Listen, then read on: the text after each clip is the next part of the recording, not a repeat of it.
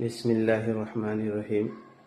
آپ کے دادا عبد المطلب پورے قریش کے اندر سب سے زیادہ خوبصورت تھے، سب سے زیادہ قوی اور جسیم تھے، سب سے زیادہ بردبار اور حلیم تھے، سب سے زیادہ سخی اور کریم تھے اور مسلم سردار تھے۔ سب نے سرداری کے لیے قبول کیا تھا۔ آپ بڑے سخی آدمی تھے۔ آپ کی سخاوت انسانوں سے لے کر کے پرندوں تک تھی۔ پرندوں کو بھی آپ کھانا کھلایا کرتے تھے، اس لیے آپ کا لقب مطعم طیر السماء کتابوں میں لکھا ہوا ہے کہ آسمان کے پرندے کو کھانا کھلانے والا۔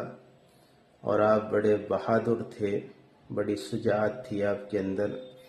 اس وقت میں ساری دنیا کیسر و کسریٰ کی محکومیت اور غلامیت کو تسلیم کیے ہوئے تھی، لیکن آپ کا خاندان اور آپ نے اس کی غلامی کو قبول نہیں کیا، اور آپ ہمیشہ لوگوں کی مدد کیا کرتے تھے، اور آپ کا چہرہ 14ویں رات کی چاند کی طرح چمکتا تھا۔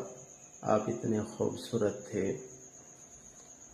آپ ہی کے ذریعے سے اللہ نے اس کنویں کو، جو کنواں بنو جرہم نے بند کر دیا تھا، زمزم کا کنواں، اس کی دوبارہ کھدائی کروائی اور دوبارہ زمزم کا پانی لوگوں کے لیے اللہ تعالیٰ نے آسان فرمایا۔